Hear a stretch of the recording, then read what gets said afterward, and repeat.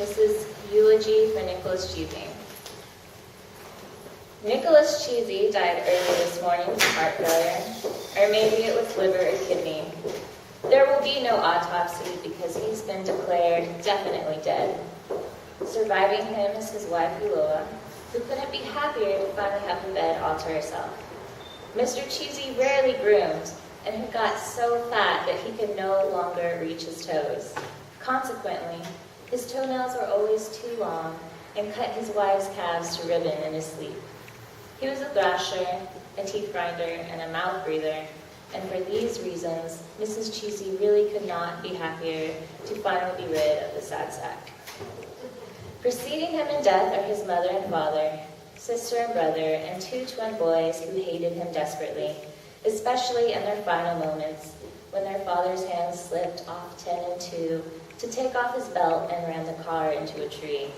Nicholas Cheesy died early this morning, and there is no one to blame, his only regret.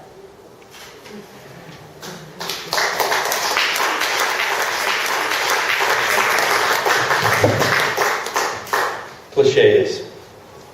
Life in a moment. The door is ajar. The limbs are akimbo.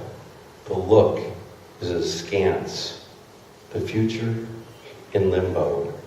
These are the days of our lives. These are the errors of our ways. No, it's not enough to try, nor how you play the game. This is the path to everything, but everything fades away. Regarding the pain of others, I'm not sure it happened.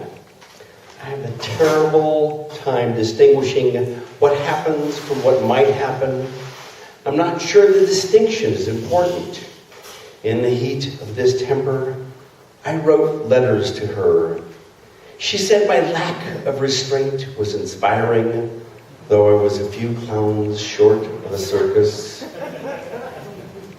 Saying her name feels like losing her, lost to the terrible wraiths of wrath, always ever reviewing our pasts, where everything just evaporates, where people I never met no longer live, where everyone you know dies someday. In my head, I talk to her, to the fantasy of her. She talks to her friends, and before each time she asks, "May I?"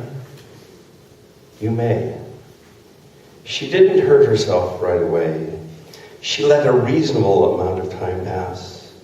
She said, when it's over, let the flames consume everything.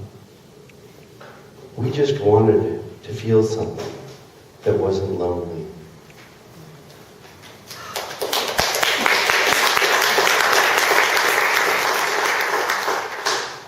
Solid. He boasted of never having broken a bone. He was solid. He'd never gotten a cavity, never fallen in love, never found mucopus in his bowels, never worked without pay. She thinks of this as she chops through limestone and dirt. Indian rock, her father called it. The shovel does little but spark the flint. The handle makes her blood welt, and her hands grow thick. She kicks him into the hole. His blood starts to fill it. She can't bring herself to sink the big toe. She puts her ear to the ground and listens to the earth, feeling him solid.